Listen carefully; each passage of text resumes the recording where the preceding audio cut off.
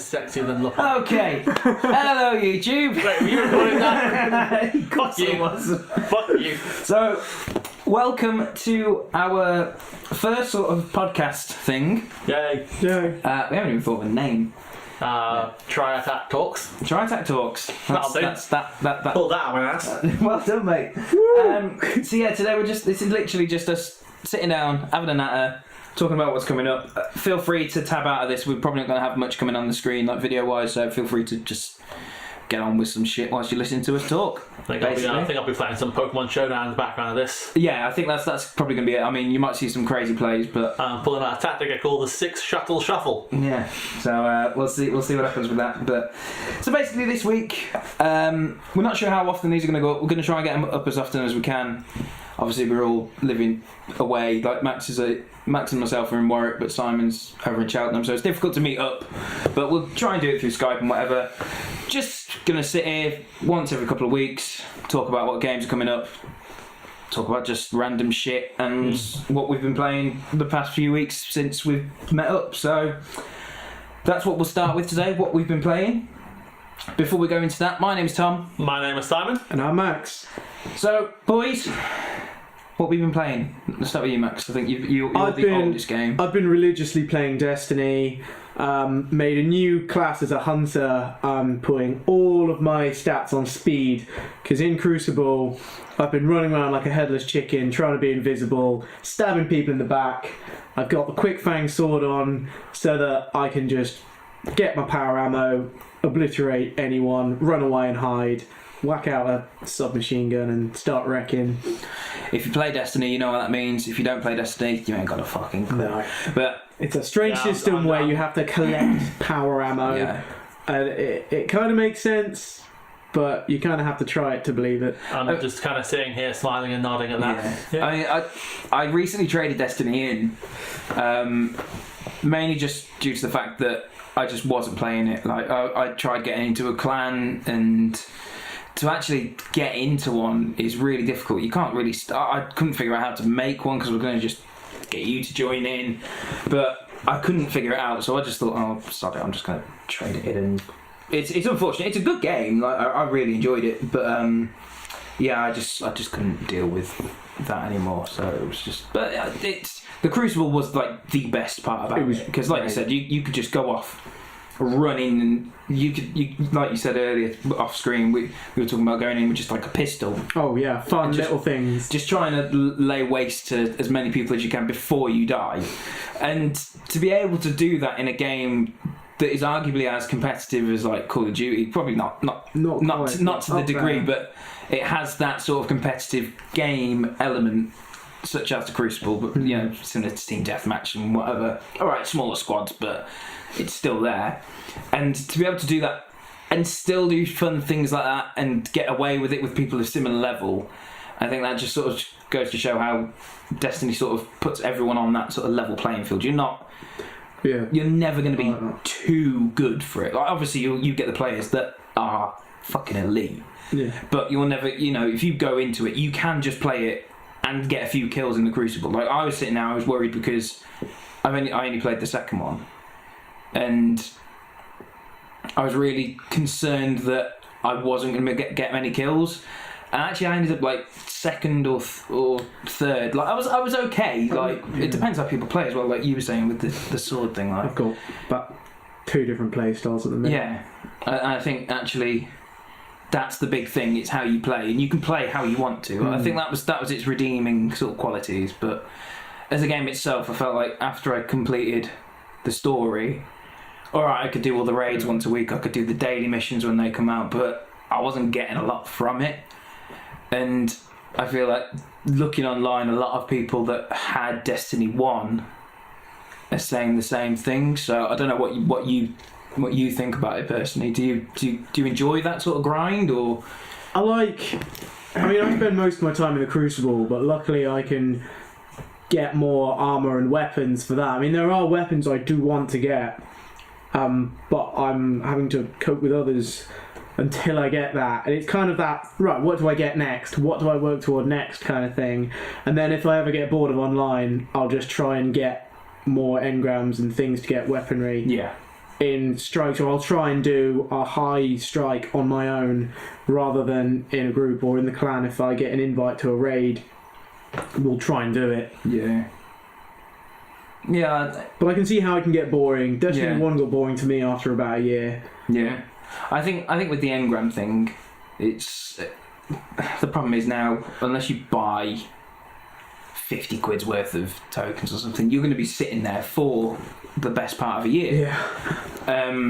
To get the stuff that you want, and even then, it's not actually guaranteed. I know they've got the ones that you can get, which are specifically for like EDZ. That's one of those zones. Like you can get specific tokens that go towards reputation points or whatever, which is good. Like it shows that you don't have to just buy like the loot boxes, which seem to be the commonplace in everything now. Yeah. Like even I'll get into it later, but Shadow of War I've been playing recently. That's got a loot box system. It really doesn't need it, and that's what has put a lot of people off. But we'll get into that later on. But I feel like that's kind of where nearly every game is going to go to. Yeah. Like added paying extras and things, and it's a shame, but. It's nice that Destiny sort of recognises that and says, look, if you want the sort of gold stuff, yeah, okay, we'll make you pay for that, but you can get it through these other means. Like every time you level up, you get a bright engram, which, and to be fair, an hour of gameplay, 2 hours of gameplay, if you've got the right multipliers on, I found that you could level up quite quickly. So, it's got its swings and roundabouts, but it was a good game. Like, I think it will get boring for me. Probably by January, February time. There's a lot more stuff coming out, which there's other stuff coming out at that time. Yeah, and we'll talk about that in a minute. But we'll any other words on Destiny? Or I think we've covered it. I think we've got it pretty good. So, Si, move on to what you've been what playing. have you been doing, I've kind of spoken a lot on Destiny as well, so I'll... I don't play Destiny. I don't have a PS4 or an Xbox One, not a console gamer. I am a 3DS gamer though. Yay, Nintendo fanboy. Yay! I was rummaging through all my old games. I found a really old game, not even a 3DS game, a DS game. An old Legend of Zelda, where you get to ride a train. Mate. Which one was that? Spirit Tracks. Spirit Tracks. You get a train. And Zelda actually does something this time around. She's following you in a ghost form and she possesses suits of armour and fights with you. It's awesome. Because that was the one that I never played on the DS. I played Wind Waker. Was it Wind Waker? Wind Waker was on the GameCube. No, sorry, not Wind Waker. The other one that was on the DS. Phantom Hourglass, which was like a direct sequel to Wind Waker. Yes, that was it. I think I have that one down somewhere as well. I might have to replay that as well. But yeah, I'd replaying old Zelda games. You know what's weird though? This game was right after the DS came out. And they were so hyped about the fact they have a stylus and touch controls. Every control is with a stylus. It's a stylus and touch control, yeah. The joystick does nothing, the buttons do nothing. I keep thinking, oh, monster, press B to slash. Oh, no, that's literally every other Zelda game in existence. Yeah.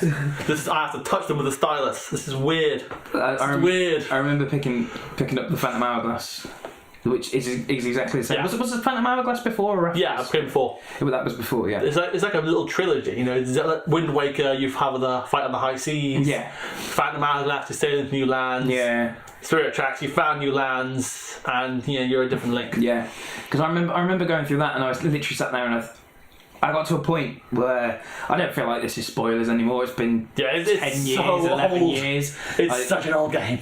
We were going through the you got to go to like the Gorgon bit, like they're in every Zelda game, aren't they? And to get one of their attentions, you had to shout and into the microphone. Actually, shout at the microphone, and I was sitting there, and I was.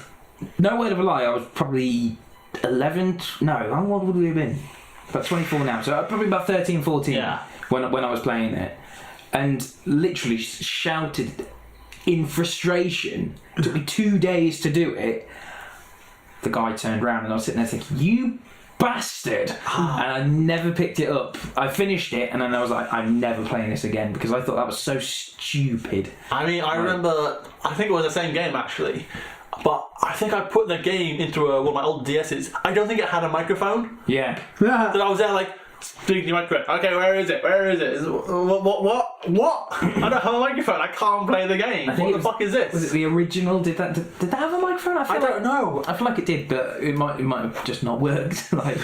But I can't remember what DS I had it on, but it was. I could not find the microphone. If it was there, it was very well hidden. Yeah. And I was there speaking like, "Hello, microphone, where are you? Hello, what? What the fuck?" yeah, Actually, you know what? Thinking about it, I don't think I finished Phantom Hourglass.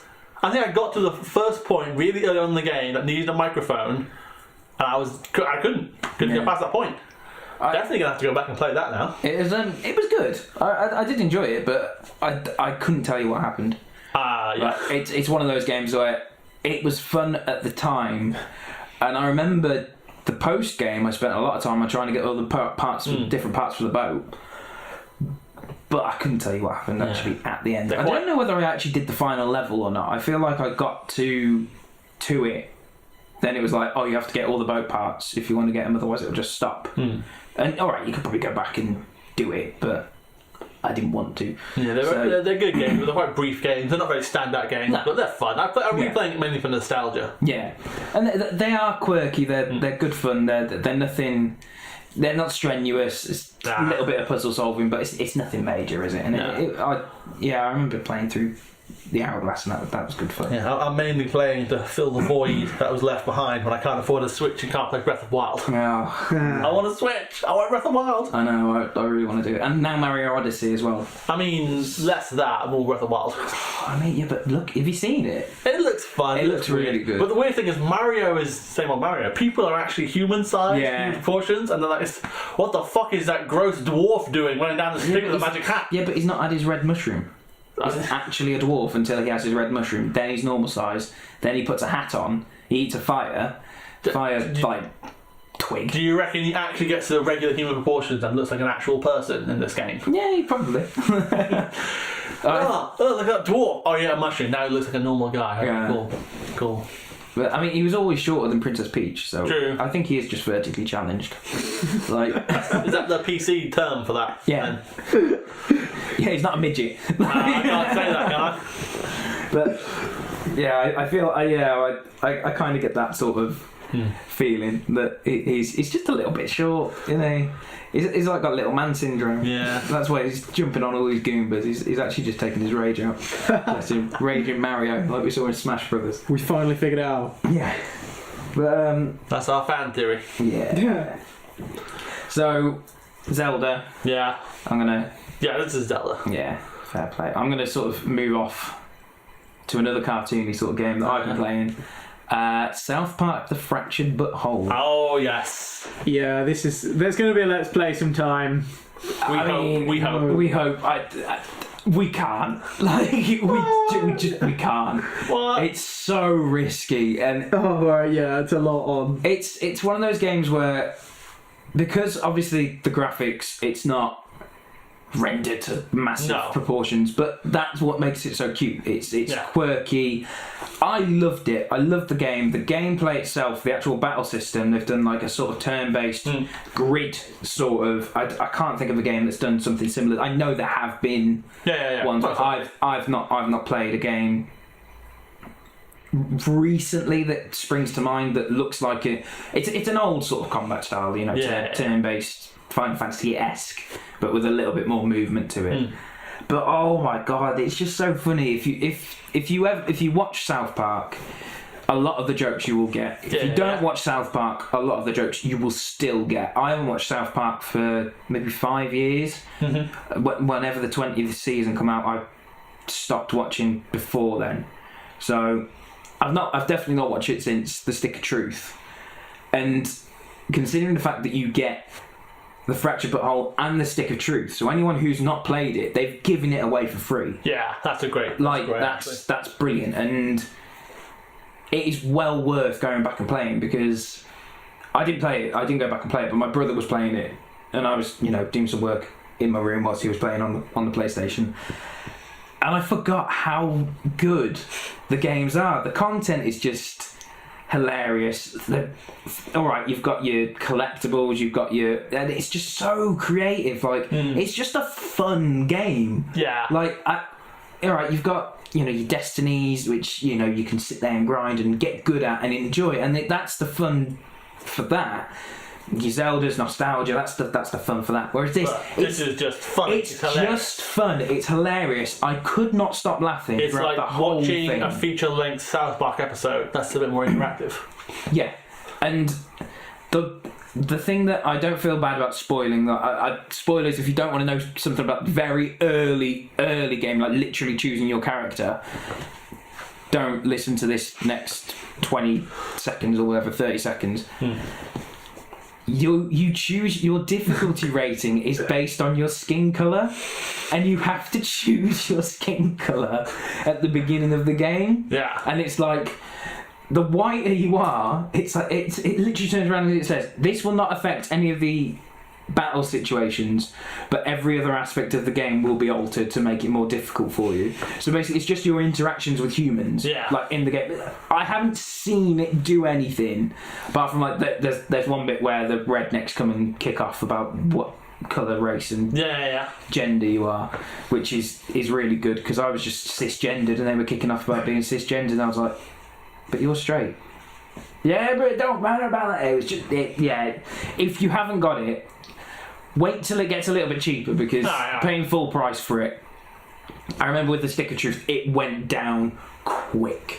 So I've traded it back in now because I finished it. I'm not going to platinum it or anything. Yeah, it doesn't have much replay value, does it? You play it once, you will enjoy it, but it's just so fun at the time. Like, it is well worth picking up for, in 6 months when it's about 20 quid. And especially if you do get, if it's not pre-owned, if you do get the Stick of Truth, that is well worth it, because you were getting Stick of Truth, maybe 15 hours of gameplay, but good quality fun again. Yeah. And then I think with the Fractured But Whole, I've logged about 25, 30 hours into it, and that wasn't playing slowly. That was just going through, doing the missions, trying to unlock as much as I could in the space of time. The only downside I'd say to it is I was going to attempt to platinum it, because it was one of those games where I thought, actually, this could be quite fun. But same with Stick of Truth, you can't go back after you've done a certain situation. So if you want to platinum it, you have to go through multiple replays. Yeah. And since the game has no real replay value, it just gets boring. That's it. And one of the challenges is to complete it on the hardest difficulty. Like, you get your battle difficulty, Mastermind, then there's 2 other ones. But I went through on Mastermind because it's quite easy combat. It's good. Well, easy flowing. You can just spam items if you want to. It's that sort of gameplay.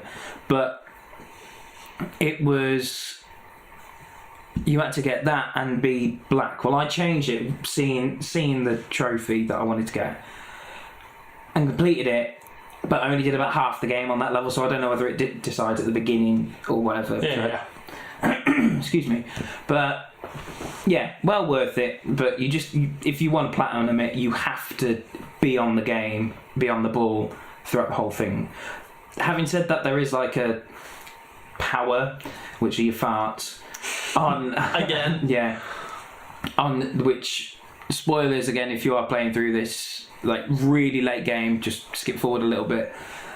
Will change the day and night time, so you might be able to do like you get like selfies with people on Instagram and get them to follow you. So you might be able to pick them up in post game. I didn't really check. I sort of said, I'm done with this. I've had a lot of fun, but I'm done. So yeah, well worth picking up. If you're obsessed with the platinum, you might want to look at a walkthrough. Yeah. And just do everything perfectly the first time round, otherwise you're in for a boring grind. And the thing is, like, you go back to different areas as well, and it's that sort of game where you unlock new things, so you go back and you do those things, and you look at them and you're like, well, how can I do this? And looking at all these places, like trying to figure out all these little puzzles, like they're nothing major, and then you unlock the things. You're like, I need to go back there, I need to go back there, and that's it. I love stuff like that. Like you see all the little intricacies throughout the game, and then actually when it comes down to it, you have unlocked everything pretty much,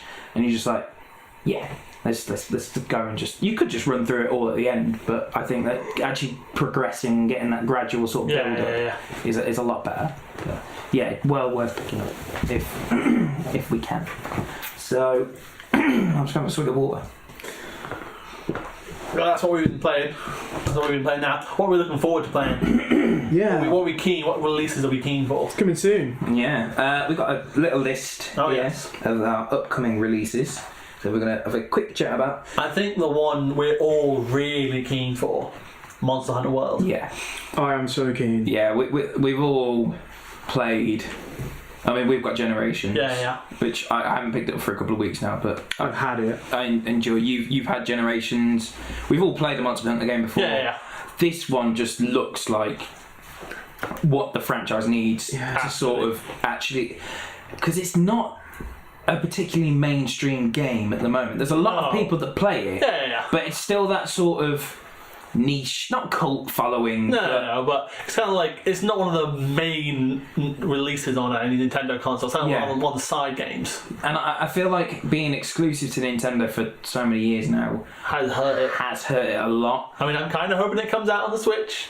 It's not been confirmed. I think it'd be a really good thing if it does come out on the Switch, but it might Not be for a year or two. Yeah, it might be another year when it gets might a be port or something. bitches. So, but I feel like this will give the franchise a big Boost, yeah.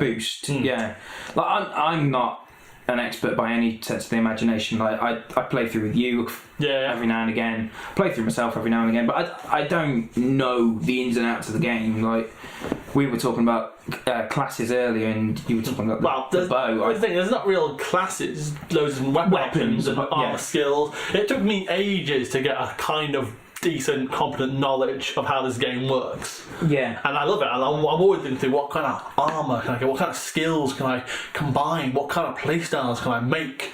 Yeah, we had, sorry about that, we had a post, we might have to cut that out. And like I was saying, I built loads of armors. Yeah. And I did not spend anywhere near enough time grinding them. I had like 4 or 5 suits of armor that required so much grinding. Yeah. And it's an old game now, Generation, so the online community is not as big as it was. So I'm having a hard time finding people to grind my armors with. Because you have to kill the same monster dozens of times to make it. And dozen more times upgrade it to max. That was the one thing that, to be honest, put me off. Yeah. Was the fact that to get all the armor bits that you needed to get the boosts, you weren't guaranteed to get those items either. It wasn't like you got one of everything each time, or you got a guarantee of at least one of everything each time. Because I get farming, but the joy of Monster Hunter is all the different monsters you can fight. Yeah. And I just find the same monster over and over and over. Because we did it with... Yeah. I can't remember the thing's name. The big... The snake thing that made noise. You're one of the... Najakaruna? Najarada? Something like that. Snake thing. Noise. Big snake things, yeah. And... Because you said that was a good armor to get because it helps you with capturing, and you like capturing all the rare. Capturing, I feel like it's much more beneficial than killing. Obviously. And we went through that, but we did that 6 times. Yeah, it gets boring. And that was 3 hours, and I was kind of... How many other monsters could we have killed? How many? A lot. I mean, I want to have all my armors maxed so I can actually play. I feel like I'm playing the game to play the game. Yeah. Like grinding, so I can have all my armors done, and have that. Okay, now I'm just go through and hunt for fun. Now I'm going to go through all the hardcore monsters. They're still the most hardcore monsters I haven't killed yet. Yeah, because I'm too much time grinding. Which I think is the one criticism that I would say for Monster Hunter. I mean, the thing is, fixing it requires dumbing it down and making it easier. I'm sure a lot of people rage about that. I don't feel like they should dumb it down, but maybe have a weekly event for each sort of level. So, for example, if we're going to have the Jaggy or whatever, then the Great Jaggy, have an event for that, and the sort of go down in the tiers, but then you're guaranteed, like make it a little bit harder. Items, make it a little bit harder, but guarantee them enough to get not a full set, but maybe half a set of... all the rarest drops, a lot less rare. It's been harder. Like the game before Monster Hunter Generations, I think it was 4 Ultimate, I was upgrading my Rathian armor. Yeah. And I needed an item that had a 1% drop. Yeah. The amount... Oh my fucking god. Yeah. It depends on where you carve as well, doesn't it? Like, it depends on what parts you break as well. That's it. And... which is really... really interesting, but I feel like if you don't break them, waste the hunt. But you should get that item anyway, because you're obviously going to carve it and farm it. If you break it, get it in game by, like, you know, it's there. Yeah. Excuse me.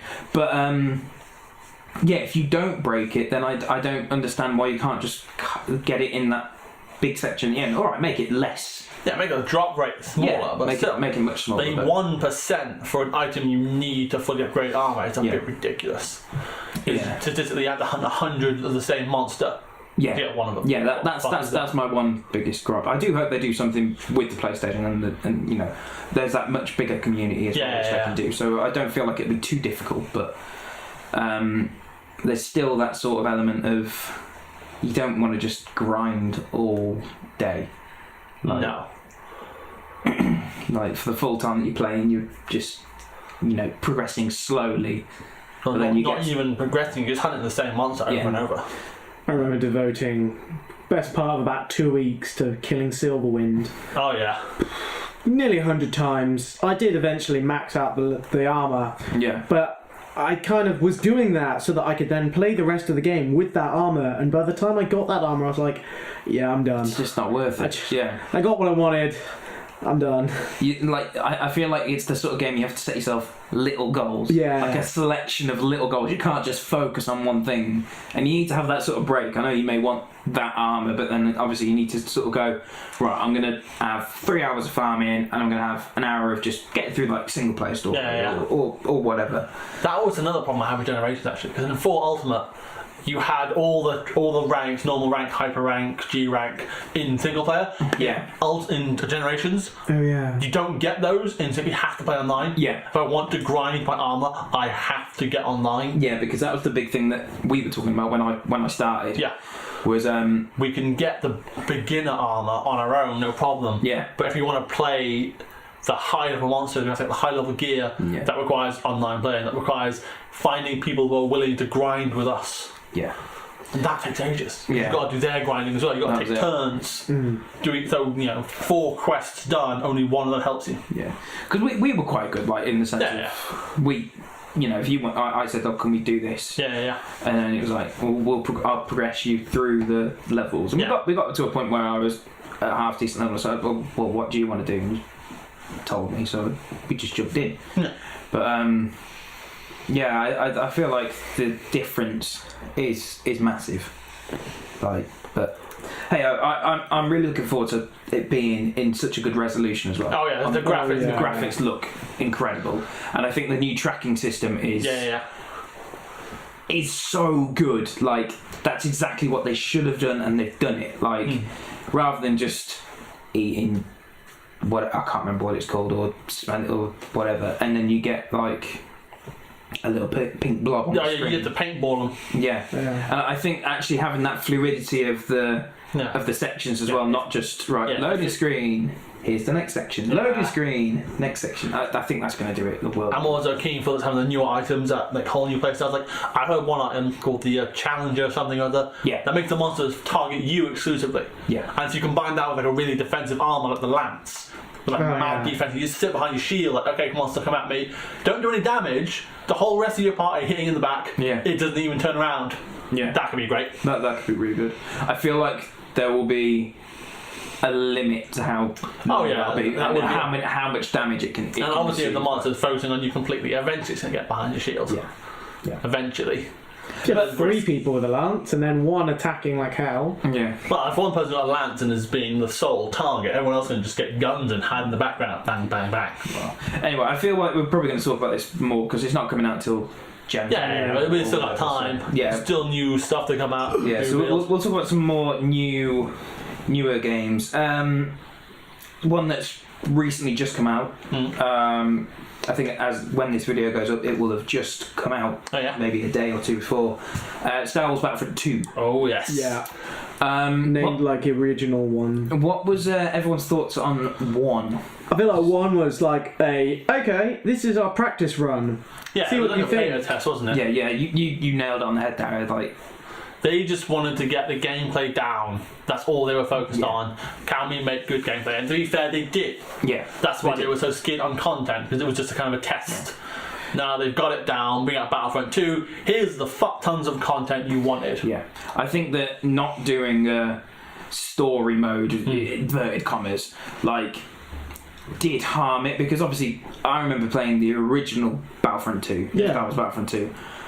And, alright, its story mode wasn't anything fantastic. No. You just went to different areas and just killed X amount of troopers and, you know, it took different points. But that was brilliant. And this was before, like, massively online games. This was like 2005, 2006. Still on the PlayStation 2. It might have even been 2004.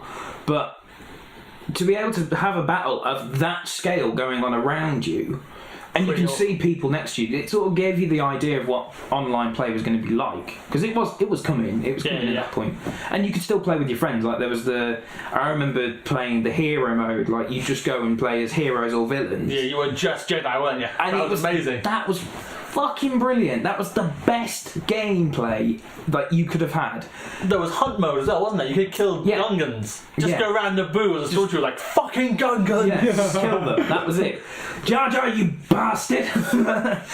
But whatever your opinions on Jar Jar are, I think that there's also the Hoth mode where there's the snow monster. That was actually hard. Those were hardcore. That was scary. But like, I think now they've added that in, they will go back to that sort of level of game. Like, because to be honest, I was unlucky. My game broke quite early on. You basically played it too much. It just didn't. It's a good sign. And I kept trying to fix it, and I just gave up on it. But I bought Battlefront 1 thinking, okay, there's no story, but at least there'll be some offline sort of gameplay that we can do.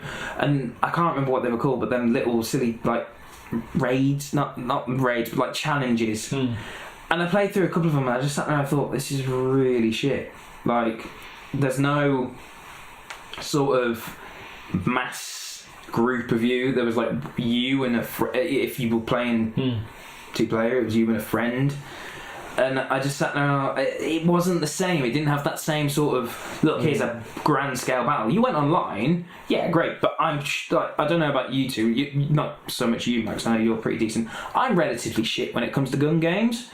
So I quite like being, with games like that, I enjoy sitting on a single player, being easy mode for 2 hours, just killing the shit out of everyone. And then when I feel comfortable enough, bumping up gradually and then going into online. You know, if I'm not very good, then I'm not very good. But I didn't feel like you got the option with that. Whereas with this one, you've got the story mode, which I think will ease you into it. If you're struggling, drop it down a level. If you're doing really well, bump it up a level, and then go into I think it will make it a much more enjoyable experience for everyone, and it won't just be that one guy. You'll still have instances of some guy that's just crazy good. Every game. Yeah, it happens. There's just that one guy who just gets it. And, alright, he might be hacking, he might be doing whatever, but we'll just be at the top of the leaderboard no matter what. But you could move your way up there, whereas I felt with Battlefront, you couldn't. And I'm really looking forward to it. Like, I'm unsure whether I'm going to buy it like straight away. I might wait until it gets a little bit cheaper, but you know, I think it's really contending with that sort of Overwatch sort of level. If it can contend with that, then it will definitely be on my Christmas list. I'm really kind of hoping for basically a Super HD remake of the original Battlefront 2. If that is all they did, everyone would be happy. I would be over the moon. Like Space Battles, Space Battles are fun. Yeah. But there's a little feature, right, in Space Battles where you get people to follow you. Yes. And in Space Battles, I always got the big ship. I got 3 people to follow me. They all jump in the ship with me, and we would do boarding actions. Yeah. And I would raid their ship, and I would blow their shit up. Yeah. That was the most fun ever. I remember doing that a couple of times. That was really good. And I think I actually lost a few games doing that because you have the number of soldiers. Yeah. And yours, the first one hits 0 loses. And I led so many men on suicide missions. We just kept dropping like flies. And then I would go on rescue missions, which I'm doing in like the comma thing. Because, oh no, my team didn't make it out. I better send another team in there to save them. Yeah. Bullshit. Yeah, that ain't gonna happen. But squad leader, what is your status? Oh, fucked. It's going to be an interesting one. I think the first month of its release is going to be a big part of its further life. Whether its longevity is seen out or not. And you can usually tell after a month, because if the price halves, probably isn't that good. If the price stays. If the price stays the same, which, unlucky for some, waiting for it to get cheap, but it means it's a good game. Yeah. I mean, I remember with the first Battlefront, when it came out, I Get halved in price in a month. I was adamant I wasn't going to get it. And I was sitting there, I was like, nah, I'm not going to get it. And it got to one Christmas. It was released around about Christmas. And I sat there and it was on the store. And it had dropped down by $5, and I thought, it's probably not going to get much cheaper than this, is it? So I bought it there and then. The next day, like literally the next day, 20 quid cheaper. Yeah. And I was sitting there, I was like, you bastard. Like, because I remember reading the reviews and it was like, it's not what it's all cracked up to be. And I thought, it can't be that bad. So it'll probably stay the same price, but then unfortunately it did drop substantially after I'd paid for. It was annoying because I could have got like the gold edition or whatever it was for the price that I paid for it, and it just wasn't. Sidetracking slightly in regards to games keeping their value. Have you seen how much Pokemon Soul Silver costs? Yeah. 50 something quid. That's mad. It hasn't dropped in value at all. No, it's wicked. But I like that. Like, that's hilarious because it is a fucking good game. Yeah. Like. It's arguably the best game, the best Pokemon game. It's up there. I mean, it's my favourite. It was quality. Like Silver and Gold, aside from I think as a main series game, Diamond and Pearl are probably my favourite. Only because of the depth of Pokemon, I think was that perfect amount, that 400 odd.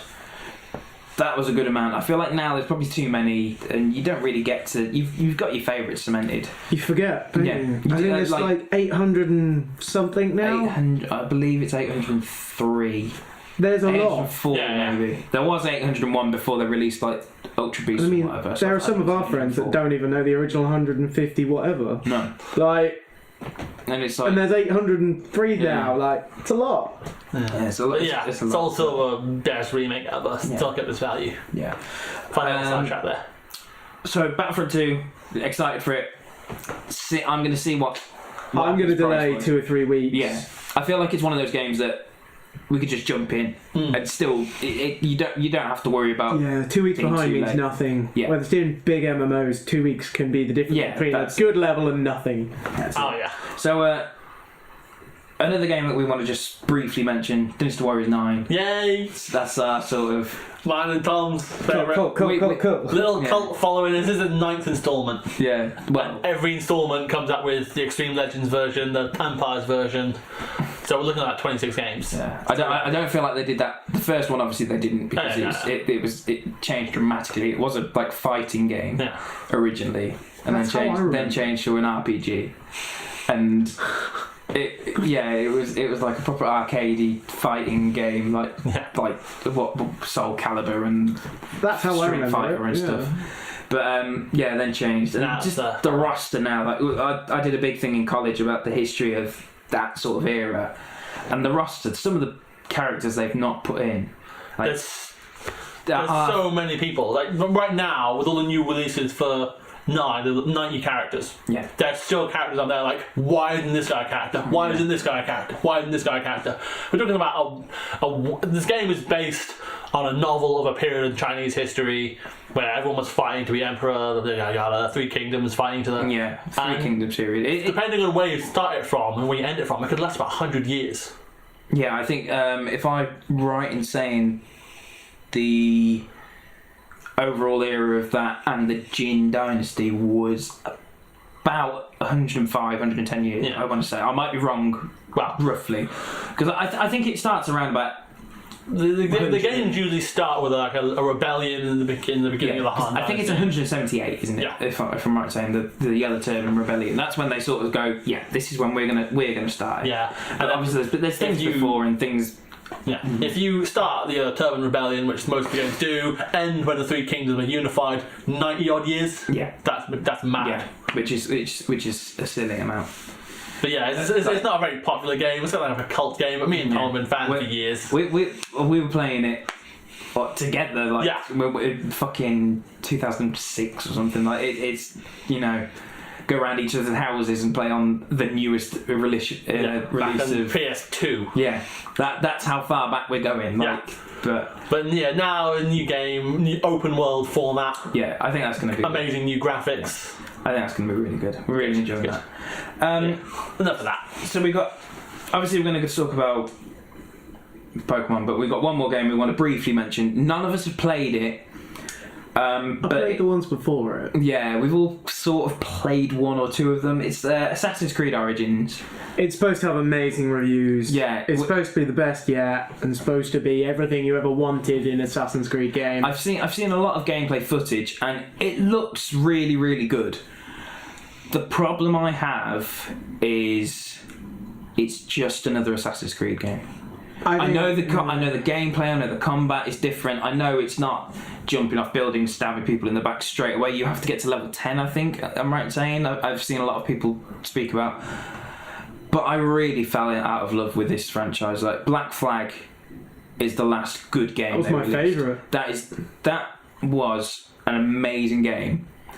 Just for the sea, like the sea, and I really most enjoyed of the game on it. I really enjoyed 3. I know a lot of people didn't, but I really, really enjoyed 3. Yeah, I like the whole tribal with the bow and everything. Yeah, ranged combat was a new thing. Yeah, that sort of Native American sort of background as well, and. The Civil War, alright, a lot of people were kicking off because you just appeared in every single thing, but who cares? Like, it's a game. Like, he might well have appeared in every single thing. He wasn't like out in the open, but I understand why people didn't enjoy it as such, because Connor as a protagonist was kind of dull.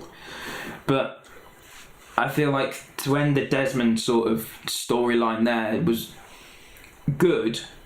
It was a good thing.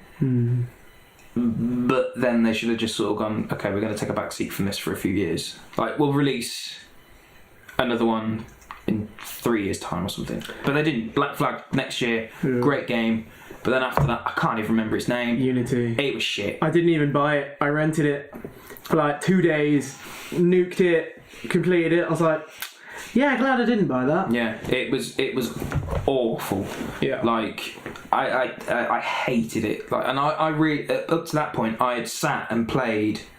I've played all of them. Every single one, but within the space of like 6 months, I got the box set sort of thing. I played 1, 2, Revelations, Brotherhood. Was it Revelations Brotherhood or Brotherhood Revelations? I feel like it was either Brotherhood Revelations. Yeah. Then did 3, then did Black Flag, and then got to the point where I could play Unity because I finally got an Xbox One. But it was just shit. Like, it really, I played it for 2 hours and I hated it. I completely despised the whole game. I was just like, I don't know whether it was just because it was an early patch or something, like we got it pretty much the day it came out. Yeah, it took about 6 months for it to be what it should have been. Yeah, and I don't know whether it was just because the gameplay, I went up against one guy, bearing in mind I played the same game practically for, like I said, 6 months. Oh, so probably. You knew the mechanics and everything. I knew everything. It wasn't like I was doing things that, I was just doing basic things. I could not kill this one guy. And I was just like, well, sod this. If you can't do this easy level grunt shit, like whether it's just a reflection of my level of of ability as a gamer, I don't know. But I like to think I'm a little bit better than that. But Unity was the first game that they were like, right, online you can have like 4 people to doing the same mission in different ways. And I think they focus too much on that. Yeah. But I'm quietly confident this is going to be a good Assassin's Creed game. Oh yeah. Am I going to buy it? No. I think I will, but when it gets 10, 20 quid cheaper to see, I mean, all the time, every game I've had with Assassin's Creed, I've had it for about 3 months and then traded in because you can play through it, you can platinum it, but all in all, the story's the same, whether you do it once or 100 times. And yeah, I don't actually think I finished Syndicate. I think I just watched a Let's Play when I got stuck. Yeah. Just because it was good, but I just played so many before that I kind of knew the whole outcome. Yeah. Which is a franchise fatigue. Yeah. Yeah, and I'm hoping they're going to change that, but I'm hoping the story's going to be good enough that people will still buy it. Because there's games like some of Bethesda's work, they don't do the whole online thing. They just do one very good story. Yeah. And people still buy it. Because I feel like, going to Bethesda, they do it so well. It's not just, oh yeah, we just got a single player game. There's a single player game. You can do what the fuck you want. Like, look at the Elder Scrolls Online. In comparison to Skyrim, to be honest, I forgot the Elder Scrolls Online was a thing. I had the Elder Scrolls Online. I've had it twice. Like, but they completely fucked it up initially with the level limit. Make it not so much the level limit, but no, making how it you have to be a level to escape your area. Yeah, but making it a subscription, like I literally sat there and I said, I'm not paying monthly for a game that is so well known for just being that open world and you just play it however you want. I'm going to feel so constricted to do certain things. You know, if I turn around 1 month and say, yeah, actually sod it. So when it came out as a full-fledged game, I bought it. And then traded it in. And then when it dropped down to about 10 quid, I bought it again. And then traded it in because it just wasn't as good as Skyrim. I sat there and I thought, I would much rather spend the 30, 40 quid. I think the remastered was coming out very close to that time, the second time I bought it. I'd much rather spend the 30, 40 quid. I haven't actually bought it yet. But on that, get it remastered, get it with much better graphics. Not much better, but a lot better graphics. And have all the DLC, because that, as a game, there's just so many different like niche storylines, little things that you could play through Skyrim for 100+ hours. I think I've done 150 hours on one of my playthroughs, and I've still not seen everything. Like, there's still things that pop up on the internet, like that will come up every now and again. I didn't know that happened. I've never done that before, and it's like. That's the beauty of Skyrim. It's such a massive game. Alright, it's buggy as shit, but you can look aside, like away from that. Like it's just such a good game. Mate, between having it on Xbox 360, PlayStation 3, and PC, I've logged over 1,000 hours. Yeah. I've had it on all three. Yeah. Still play it. It's just a wicked game, and I think adding mods to it as well. Oh, and the mods is just infinite content. Yeah, and.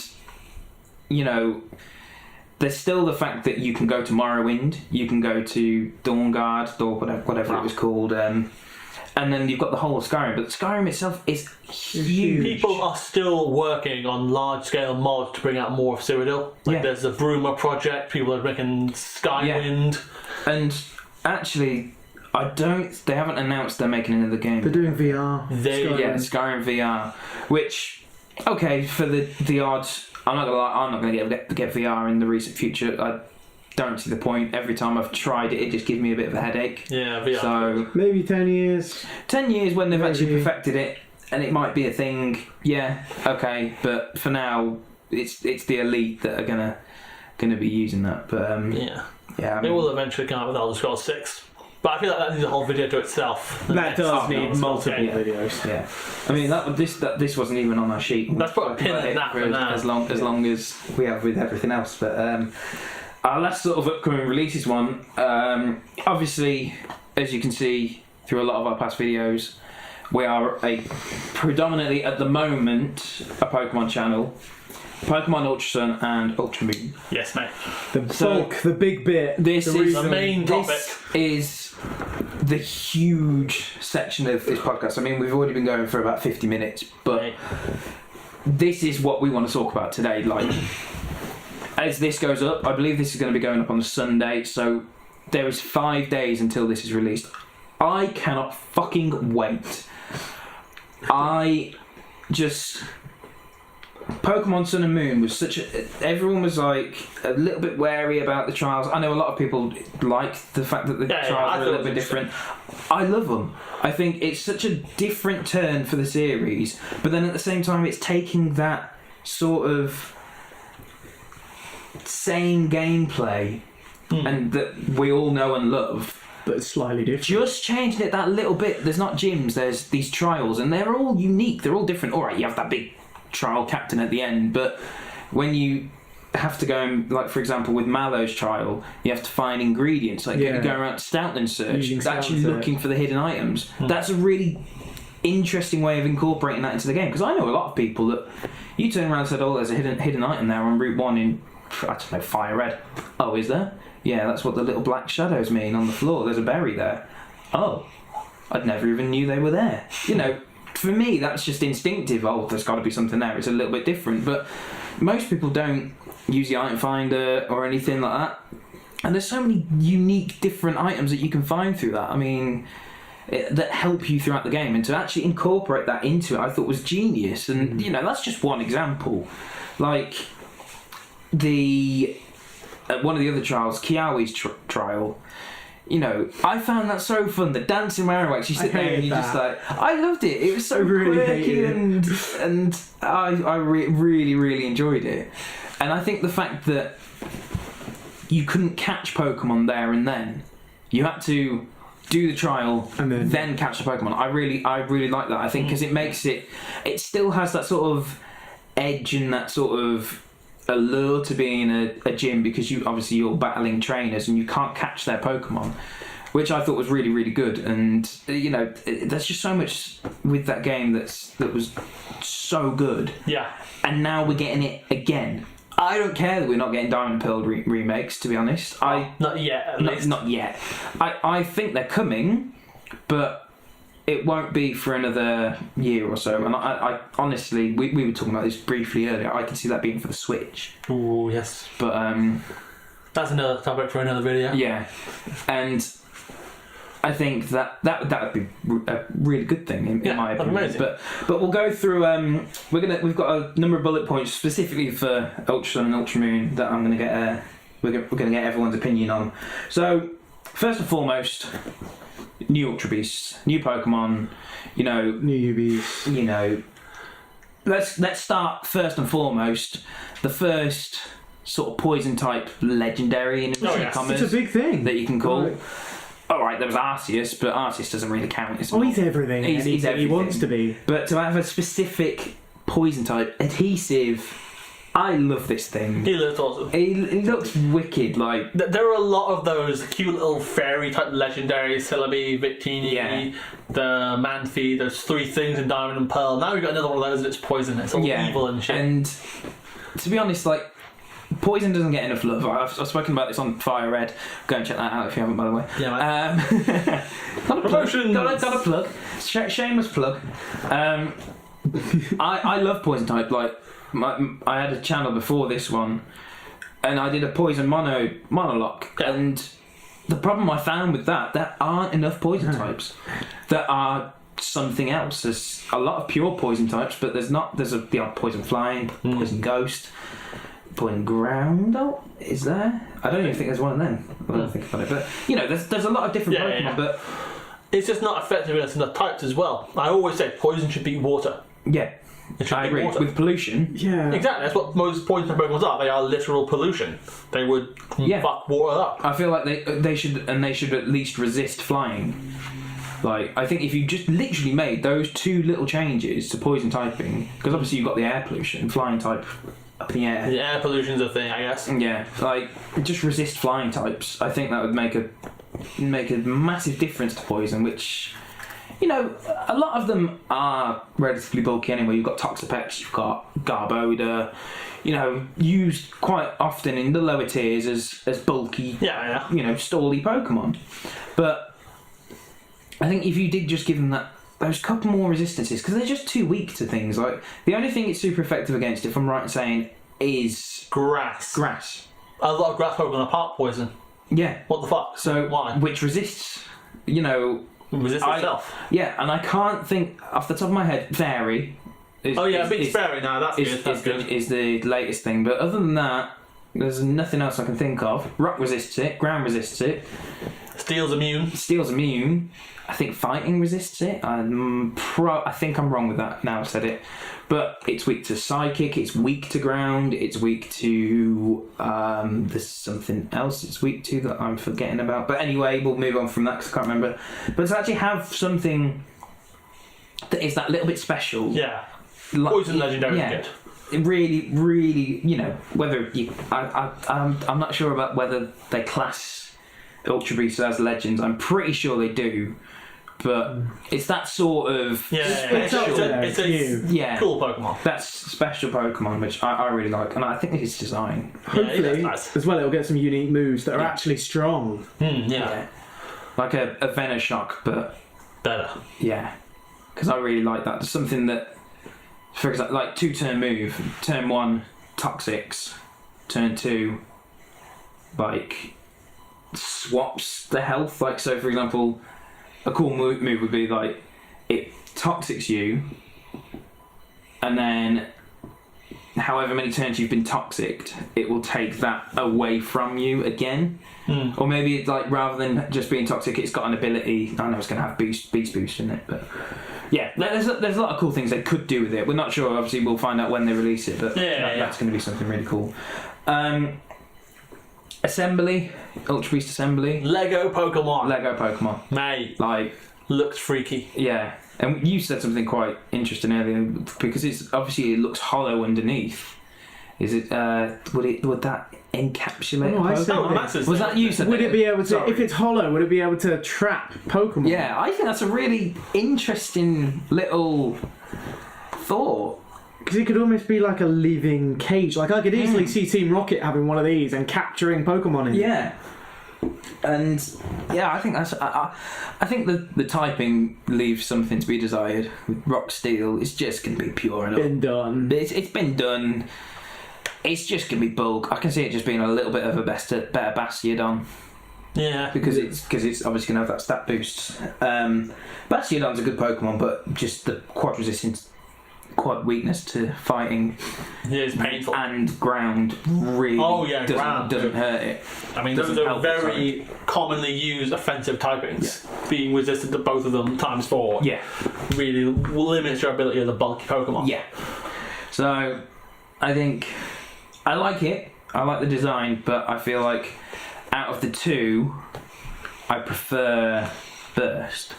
Which moving on to Segue, nice smooth Segue. I see what you did there. Which is a Ghost Fire type, which alright has been done with Marowak and has been done with Chandelure, but it has its own special move where I can't remember what it's called off the top of my head, but I saw it on the video earlier. Its animation is wicked. It takes its head off and throws it. Oh yeah, and that's the one you're talking about. I was confused for a second. Yeah, and it deals damage, but then it's like it has like half recoil onto itself as well, which I think is interesting because obviously I feel like that's going to have something to do with double battles, like because you can't just expect a move to just do. Or it's going to be like Horlucha's Flying Press, where it's flying and fighting type. So it might be Ghost and Fire type or something. But I feel like it's going to do something where it'll do like spread damage as well. So that thing looks weird. It's like a clown, isn't it? Yeah. It's like Mr. Mime's Alolan cousin. Yeah. The ultimate Mr. Mime, the leader of the Mr. Mime cult. Yeah, which is a horrifying image. The kiddie fiddling cult.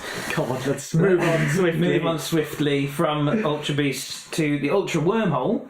Mate. I mean, you saw this today. Like I've seen a bit of it previously. But like the main bit of it with all the legendaries. Considering the fact that this is going to be the last game on the 3DS. In theory. No, they've Is it they said? Wow. They've announced the next Pokemon games will be on the Switch. Oh, okay. Yeah.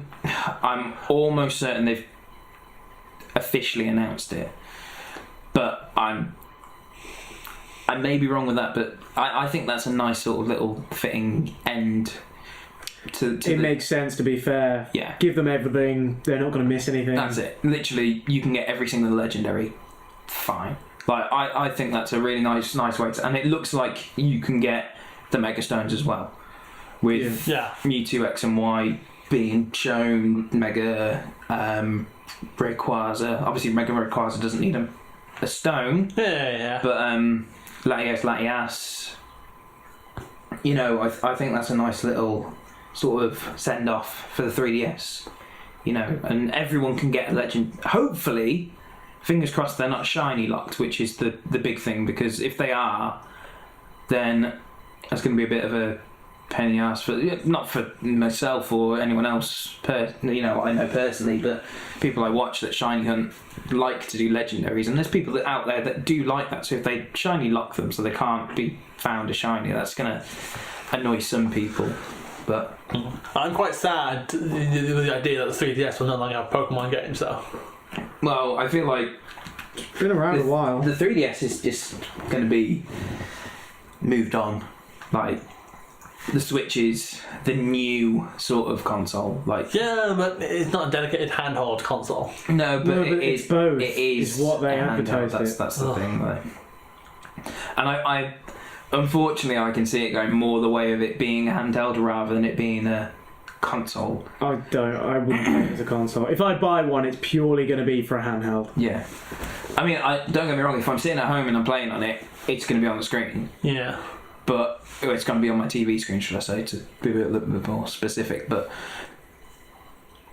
having that ability to be so versatile, and you can take it as a portable, that's going to be, for when I get one going to and from Birmingham on the train, it's just going to, stick it in your bag, it's nice, thin, small, compact, it's not as small as a 3DS or anything, but it's a sizable screen though. It's a good, it's a decent screen, and from what I've seen a few people playing on it, played on one or two myself. It's a good console, like good handheld console. It just needs more games.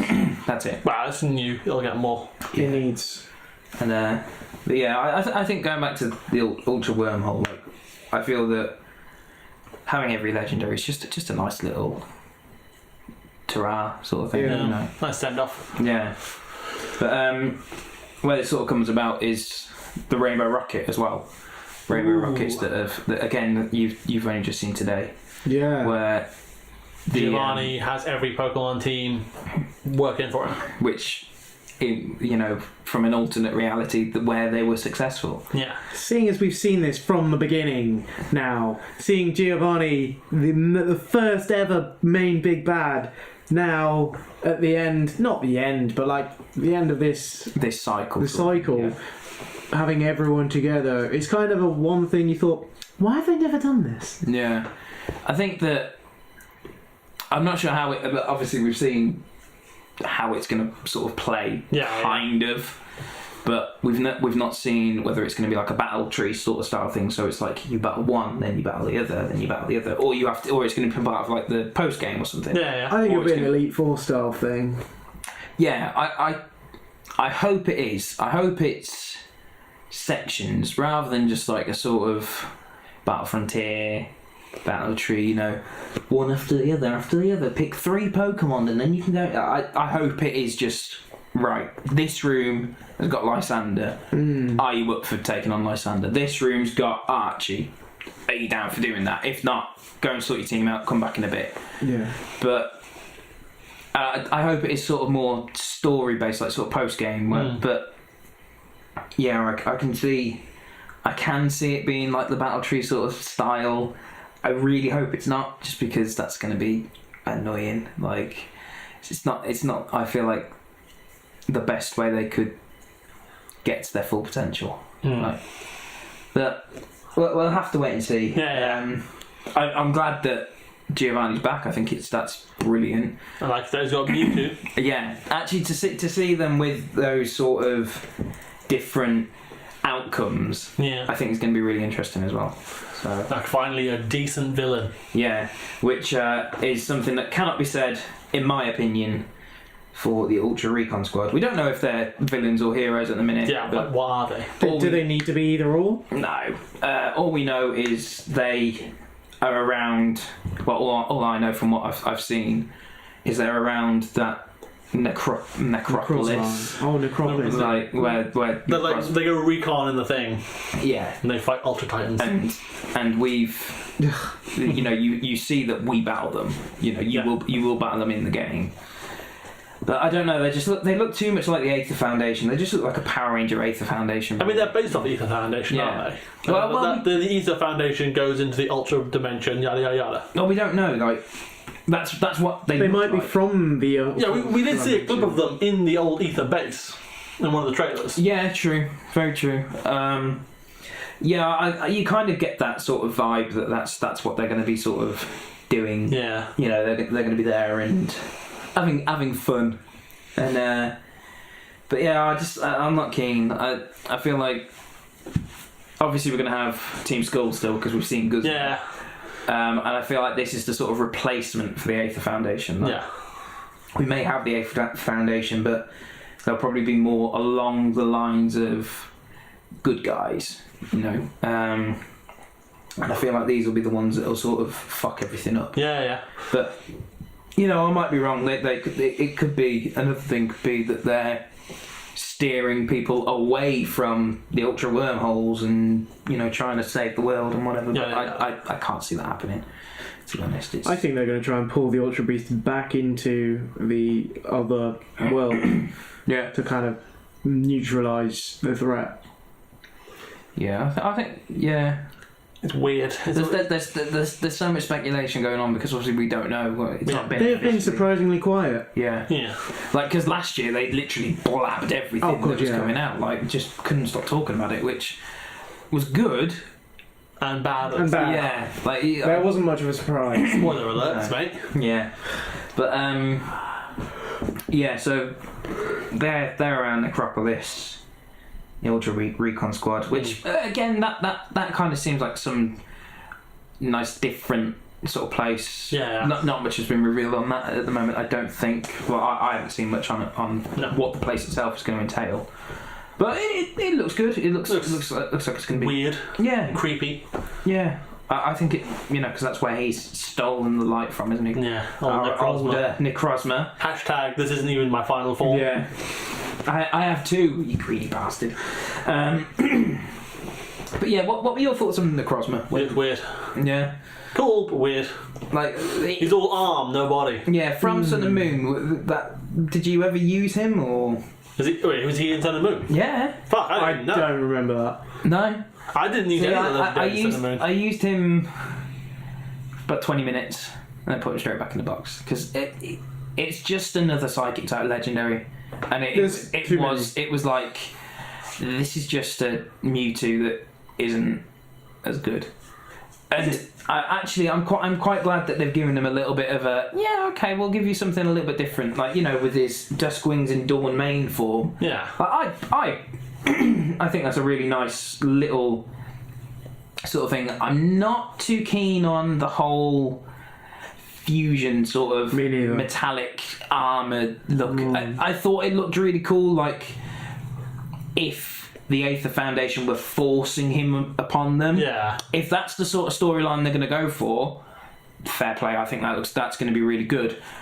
But judging by most of the trailers, it's him that's doing it, and I don't really like that. Because to be honest, I mean, the Necropolis thing is like the world where Necrozma has stolen light. Yeah. So I think they're doing a whole. He's coming to our world to steal our light. Oh no! And he needs to take either Solgaleo or Lunala for that shit. So he's like the main bad guy. Yeah. And I do like his design as a Pokemon. I think the prismatic sort of look. It's cool.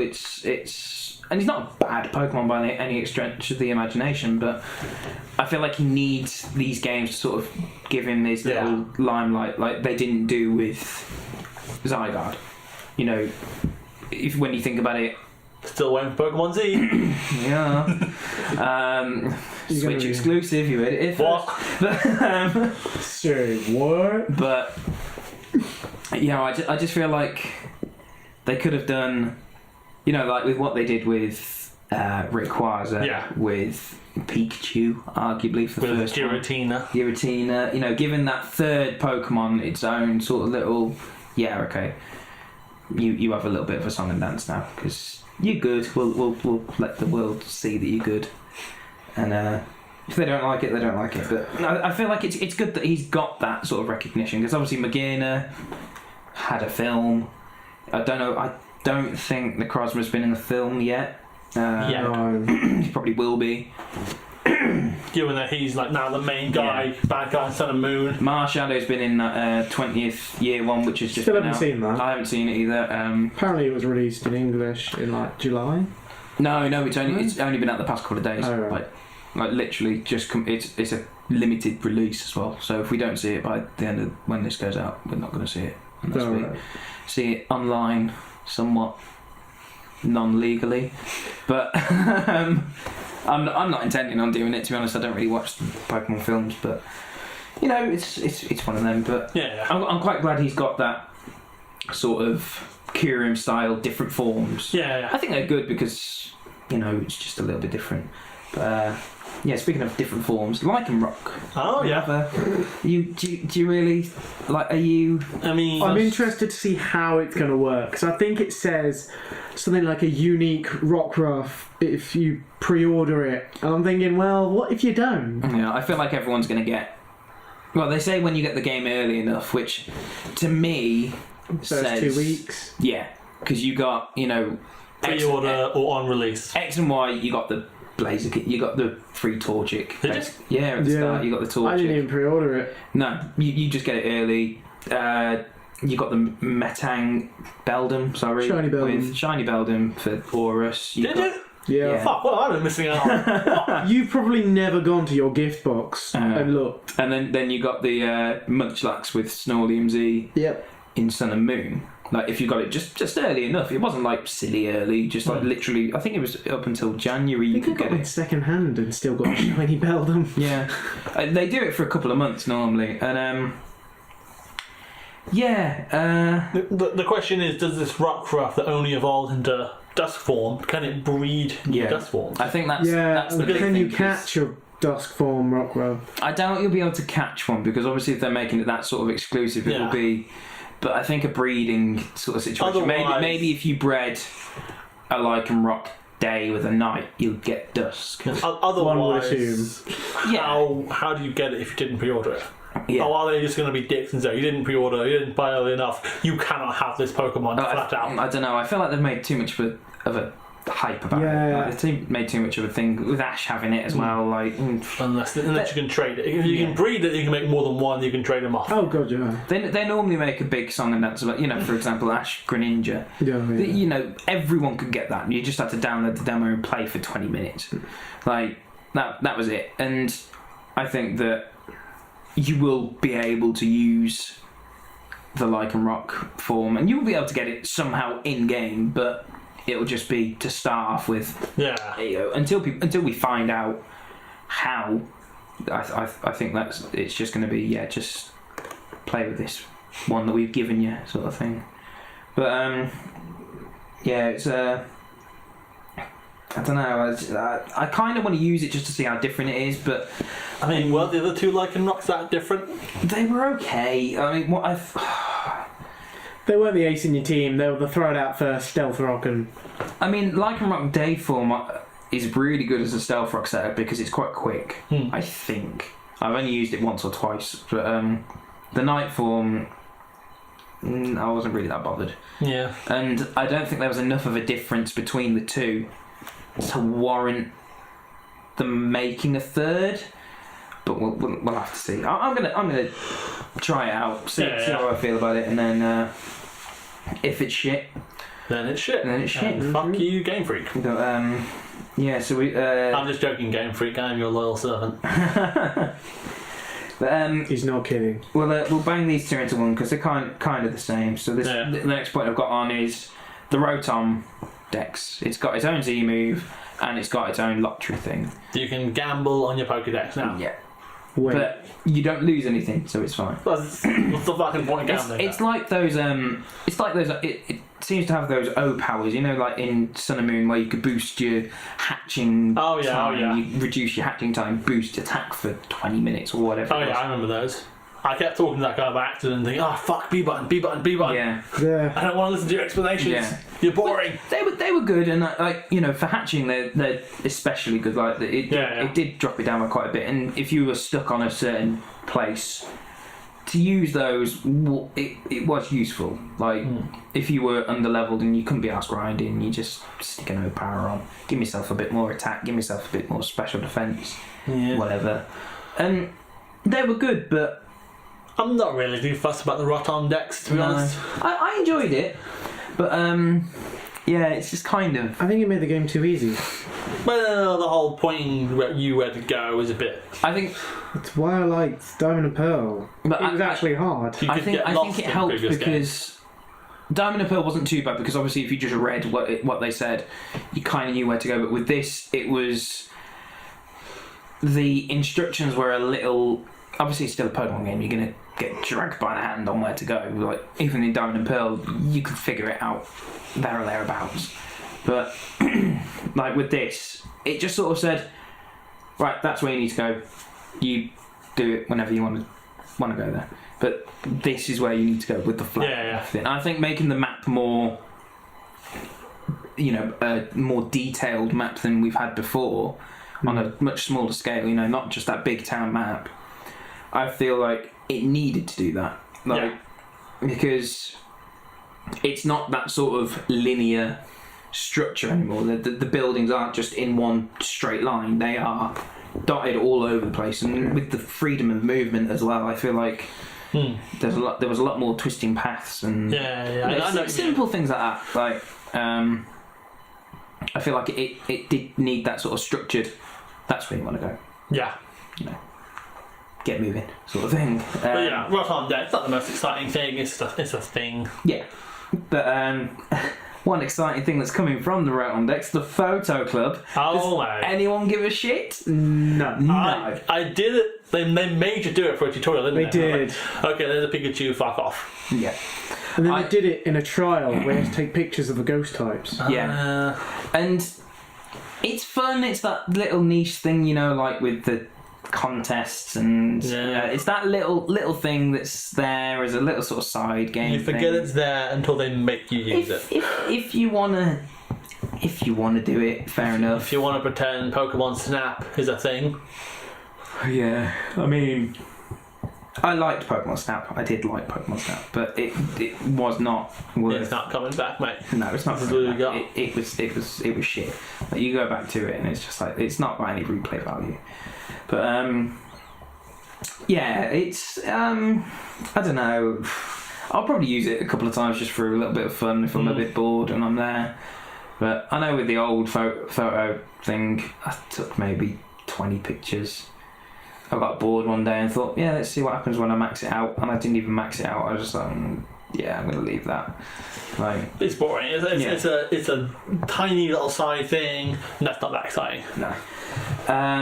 What is exciting though? Right. Mantime Ride. Oh, Mantime Surf. Yeah. Yeah. Oh yeah, that's the mini game Alola deserves. God damn. Yeah, I'm hyped. Yes. Mantime's just such a derpy looking thing. You can just sit there and ride on it. Like, I just imagine it being just spitting water out, trying to talk, being like, no, stop. Oh, I love Mantime. Mantime's.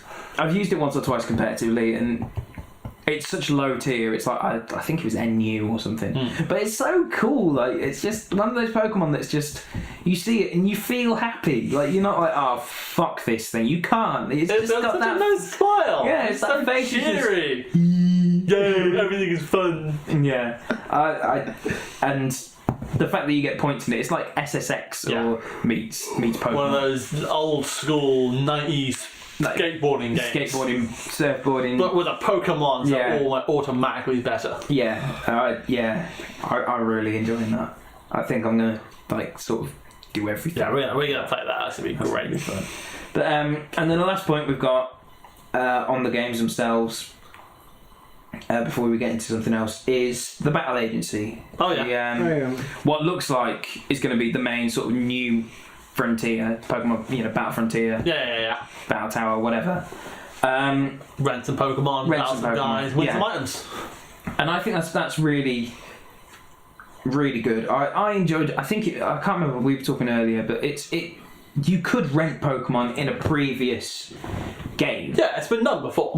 And I really enjoyed that. But I think by looking at the format, you will be able to get legendaries. You'll be able to get the really top in sort of stuff. In the grind-free competitive battling. In the trainer, you got a Thundurus. Yeah. So even if you just have that one Thundurus and have to take on something else, as long as the moveset's relatively widespread, then all right, send me whatever you want. I'll have a bash with it, and I feel like they will do that.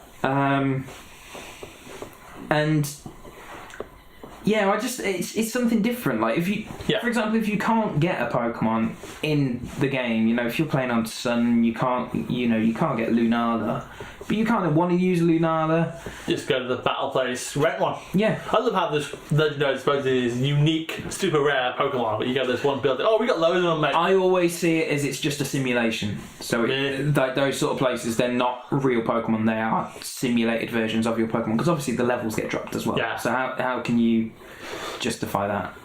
I feel like they're just sort of a. Not a real.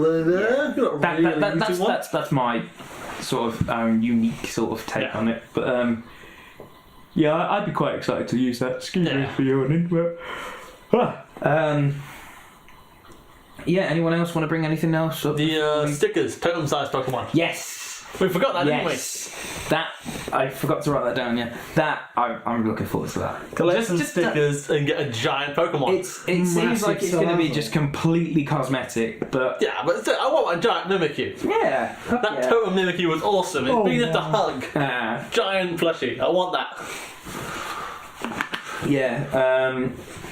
I think, I really like that. It's something. Is it going to be limited to certain types of Pokemon? Because I saw totem-sized Salazzle, and that was never a totem Pokemon. Yes, it was. Was it? Yes. The dancing one. Oh yeah, it was, wasn't it? Yeah. It was totem Salazzle, not totem Marowak. Yeah. So it might be limited to. I feel like that's what we've seen so far. I don't think. Oh well, I like Mimikyu and I like Salazzle and I like Vikavolt. The three of my favourites, and they were all totem Pokemon. Yeah. So that'd be fun. But giant Mimikyu. Yeah, I think that's going to be really good. Like, I'm just trying to think what some of the other sort of Pokemon. There was Gumshoes. There was that Mantis thing. Lurantis, yeah. Wishy-washy. Even bigger Wishy-washy. Can you imagine, like, in the baby form, how big, it's like... And then it gets into its school form. It's like, Jesus fuck. Fuck me, man. Like, but, we brought Kyogre in. Yeah, it's, yeah, I think that'd be really fun. Yeah, that'd be a good laugh. Really looking forward to that.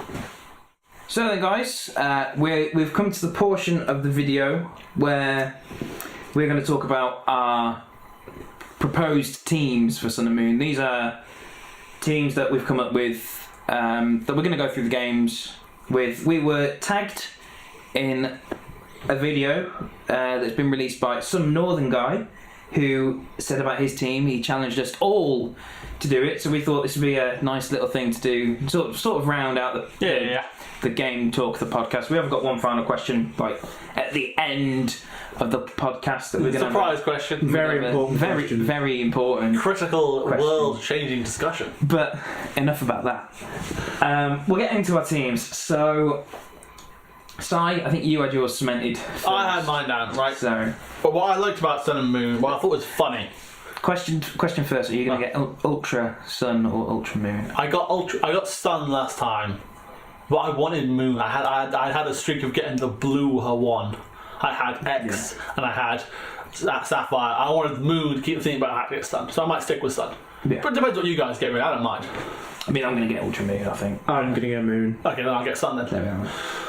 But yeah, what was funny was Alola's trying to make this new Pokemon League, trying to get up there with the big boys, and you, someone who isn't even a native, someone who came over from Kanto, becomes their first champion, and no one can beat you. It's like, oh, that's hilarious. Kanto Master Race for the win. So my team is going to be nothing but the Alolan forms of Kanto Pokemon. I'm going to box my starter as soon as I catch Alolan Grimer. I'm going to box him. Right. Alolan Grimer, Get in the Alolan box. Dugtrio, Diglett, Alolan Marowak, Alolan Executor, Alolan Raichu, and either Alolan Vulpix or Sandslash, whichever one I get in the version. But yeah, all Alolan Pokemon. I like it. Hashtag Kanto Master Race. It's just funny that the ultimate Alolan champion is not Alolan. Yeah. Is a immigrant basically. Because You're I'm an right in immigrant. saying that's the way that Kiawe got the idea, wasn't it? Because he From went Kanto. to Kanto. And got his ass kicked apparently.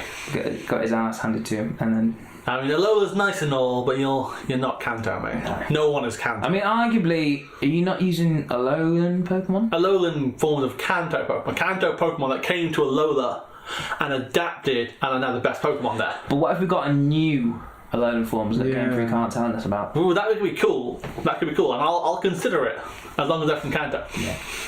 There might be some Johto Pokemon. Okay, cool, Johto. You play second fiddle to Kanto. Yeah. You have the same Elite Four as Kanto. They do, don't they? Yeah, in Silver and Gold. It's the same. It's in Indigo Plateau. It's the same place. Yeah. So it's basically Johto's Yeah. buddy. Yeah. Well, they're next to each other, aren't Exactly. Same Elite Four, same Pokemon League. they? Yeah. Yeah. I like. We all know Kanto's the best. It's the first. It's the favourite. Let us know your opinions on that down below. What's your favourite, guys? Yeah, go on then, Max. Lead us off with yours. I'm going to do something I've never done before, and I didn't even know I could do. So, a little bit of background about me. I do a lot of sports, a lot of coaching. So I decided, hey, let's make this a bit personal. So I've done an Ultra Alolympics team. Alola Olympics. Alolympics. Alolympics. I almost decided to say as Alamomola. Like, Alamola featuring the Olympics. You heard it here first. Could you imagine? But, like, criteria is they have to actually be able to do the movement and do whatever. So I'm going to start off with Alolan Raichu, who is, in fact, a surfer. It sits on its tail. Well, it stands on its tail and it surfs. So Raichu's going to be my surfer. Going to have my Decidueye, which is a ghost archer. Going to have my Wishy-Washy, my synchronized swimmers. Yes. Yes. My Mudsdale is going to be my stallion, my horse racer. My Marowak's my dancer. And what's the last? The last one's my buddy Lucario, who's my fighter, because Lucario's in nearly every team I have. Yeah. But it hasn't been confirmed, so he may have to take a seat and let Holucha wrestle his way through the game. Yeah. They're all Olympic sports. And they all do the actions in all Olympics that archery, I think, martial arts, competitive swimming. Marowak could also be a fencer. yeah. they could do a lot, actually. Hang on. What's the baton swirling? Oh yeah, that's a thing. That's a thing. That's a thing. I think that's a class in floor routine. Yeah. But Yeah. So you could be a floor dancer. Get the tassels going. Marowak. Hang on. Marowak loves Is them surfing tassels. an Olympic sport? I mean, It should be. if it's not, why not? Because not everywhere has gnarly waves, man. Not everywhere has snow. snowy places. And no, but Jamaica you do has have Olympics. the Winter Olympics Yeah. specifically Yeah, but- for that. Have you ever seen Cool Runnings? Jamaican Yeah. bobsled team. Exactly. And guess what? Guess how well they did. So, I mean, yeah, good point. Yeah. Hey, didn't it say they came back in the next 4 years later? Spoilers, kind of. Yeah, they came back 4 but years they didn't later. win. They didn't win, they said just got in. Ugh. Yeah, they got in. It's like, But yeah, like something brand new. I was going to do the sports, the Olympics team. yeah.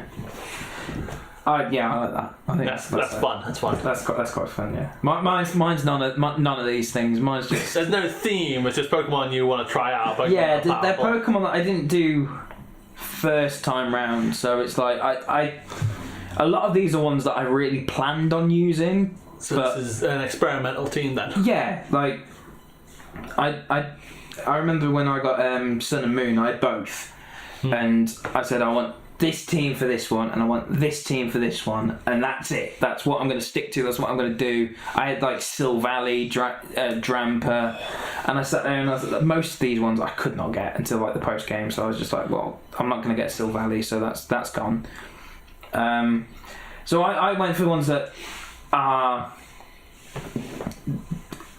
in comparison to Sun and Moon, they are going to be readily available. Something you can get in the beginning, or at least relatively early on. Or there's one in here that is going to be late game, but I'm not too fussed about that. So starting off, I'm going with Primarina. Oh yeah. I've used the other two. I've used Decidueye and I've used Pyroar. And they were good fun. I've not actually used the Primarina yet, so not even in like any sort of competitive. I've never not even touched it. So I've got one, but I just kind of stuck the EXP shower on a Poplio and evolved it. So yeah, Primarina is going to be my starter. I'm going to stick with her throughout the whole game. I was tempted to get a Toxapex because I've used that a few times in competitive and that's a lot of fun. No, it's fun. But I'm going to stick with Primarina. I kind of want that fairy type and that's going to be my water typing. Next one is Salazzle. I always tried to get the female Salandit. Oh, And yeah. I remember sitting there for 20 minutes and I got nothing but males and I just thought, you know what, no, sod this. I must have got lucky then because I think I got one somewhat easily. Oh mate, I just remember sitting there. I just couldn't get one. I just I gave up. mean, as far as Pokemon's go, it's a glass cannon. Yeah, but it's going to be a totem sized Salazzle. So that's Yes. my reason for putting it in. Palisand, I've always liked the look of it, It's fucking creepy. and it looks really cool. So and it's a decent typing ground ghost, and I think it's more special than physical, which I feel like it needs to be as a ghost type. I know it's predominantly bulk, I think, but yeah, it's a Pokemon I've not used. Yeah. I've really wanted to, but not. Lycanroc Dusk, just because I haven't used a Lycanroc properly in like the playthrough, and you get given it early on. No, as well. I'm going to see what it's like. If it's crap, I might swap it out for a Golem, or that's just sort of a placeholder. Alolan Sandslash. I was going to use Alolan Ninetales, but I've already got that fairy type, and I haven't really got any physical hitters, really. Looking through my team, there's a lot of special ones. Aren't the Alolan, Vulpix and Sandshrew version exclusive though? Yeah, so, similar to you, whichever one I can get. I think in Moon it is Sandshrew. Yeah, because I had Vulpix and so unless they swapped over. So unless they swapped it, I think it's Sandslash. And then finally, Komo-o. Probably going to go through the majority of the game with the Toucannon, because Toucannon, like, fucking yes, mate. Like, I had one that was called Toucan Carmoon. I was quite happy with. And, that's why. That is golden. So that's probably what I'm going to stick through throughout most of the game. But as soon as I get like Jangmo-o, Komo-o, Hakmo-o, then Komo-o, I'm just going to stick him in because I didn't give him enough. He looks cool. He looks like a cool Pokemon. Yeah, and being that sort of this gen's pseudo. Yeah. Like, and he's this gen's dragon type, along with and a new Z move. Yeah, that's the big thing as well. The Z move looks really cool. So yeah, I'm quite happy with the team. And it's got that nice balance. I think the only thing I'm really missing is like a electric type, but hey, never mind. You don't need every type. No. And I've got things that will cover for it. Yeah. So. But yeah, so those are our teams. So those are what we would tag by. Thanks. Kanto, Master Race, Sports, and Olympics, and what we haven't done before. Yeah. So thank you, some Northern guy, for tagging us for that. We would tag some other people that were kind of small on We're new to Our this, internet friends. Yeah, we would tag each other normally, but well, we've all done it now. But yeah, thank you very much for doing that. But we're now on to our final stage of this podcast. The ultimate topic. The ultimate topic, and nothing to do with gaming. This is way too big to just. We are gamers, and What one all thing gamers gamers love more than anything, the most important thing for us, most important food, is pizza. Pizza. So nothing to do with actual gaming itself, but this is gaming fuel. Gaming fuel. Gaming fuel. I mean, of course, but this is the question. And it goes as such. Does pineapple belong on a pizza? We're finally dealing with this. We're dealing with it. The most important issue in facing the world today. Yeah, like arguably ever. This will be the pinnacle of the human race's achievements to Like, finally answer this question. I mean, we want your opinions in the comments. Let us know what you think. But I mean, obviously, it deserves a place. It does not. Like it does not. It does. Like completely. I mean, have you ever had a Hawaiian? On pizza. Like talking about a Lola. I mean, the pizza of a Lola. You know, A Hawaiian pizza, cheeky bit of pineapple, nice, sweet and savoury. No. Get your salty ham on there. Is ham salty enough? This is my thing with pineapple. No, and that's why Italian ham is. no, I'm going to throw something even worse in the mix. Not Anchovies. worse, yes. Oh. I consider it actually. Have you ever had it? Anchovies. Anchovies and pineapple. No, I've had anchovies. And pineapple. Anchovies, pineapple, and I think I had capers on a pizza. Oh my god. I mean, Deadpool likes it. Yeah, like Pineapple and olives. That was his favourite pizza, sweet and salty. The problem I have with pineapple, I am indifferent. I think it's okay. It's too wet and it's too sweet. The pizza gets soggy and moist, and you need a lot of salty elements to balance it out. but then you're not using the right dough. Or I don't feel like that's the pineapple's fault, because you can have pineapple on pizza that is, if it's freshly cut, if it's not from a tin, if it's not syrupy, freshly cut, cooked, nice, it just is that nice little brown, you know, not overcooked, just sort of dry. Have we considered dehydrating it? Let's get chefy. Let's salt it and dehydrate it so it's not a wet ingredient. But I feel like Is it still pineapple? I feel it like would the still be juice, sweet. the juice that you get is the whole thing with pineapple. I feel like if you get rid of that, then it's You get enough juice from the tomato sauce. Just stick some sugar on it. Let's let the community decide. I mean, And We're then hashing this for out. once and for all, we'll have an answer. Yeah. Because so obviously we'll, our channel is big enough to make this world-changing decision. If you It think will big, be. big things will happen. This will be what makes us big. it will be. So yeah, I think just let us know what you think in the comments below. Let us know your teams for Ultra Sun and Moon. Any games you've been playing. Anything that we've discussed today. We want to hear your opinions on it. Thank you very much for listening to us. If you've watched us play through Showdown as well, I'm sure that you've done some fantastic shuffles. Oh mate, the six shuckles. So, I'm sure half the people you watched me play gave up as soon as I switched on the team. So Not people can't handle it. It's too good. Just so good luck if you get enraged by scummy tactics on Showdown. We're sorry. If you're playing it while watching this and you come across me, haha. But yeah, all our links are in the description. Make sure you like, comment, share, subscribe, all that fun stuff. We're going to be we're changing our schedule a little bit in terms of actual releasing. We're doing Fire Red twice a week. The Soul Link is now going to be twice a week as well, and then obviously this, as and when it sort of pops up, we're looking to do some more individual stuff as well. and solo content. Let us know if you have any suggestions for us to of games to play. We're looking to branch out away from Pokemon as well as sort of stay with it. It's just one of the games that we have played since We started. We all know it. We all love it. It's a crowd pleaser. I think that's to be fair, it's the earliest gaming memory I have. So it's it's close to my heart. That's what we wanted to start with. We all kind of know it, but let us know if you want us to see us play anything. Any indie games, anything like that. Let us know in the comments below, along with everything else we've asked you to do. We're going to have a couple of essays to read, but we do read every single comment. We appreciate every single one. And yeah, with that, I'm going to get up out of here. Thank you very much for watching once again, and we'll see you in the next one. Bye, guys.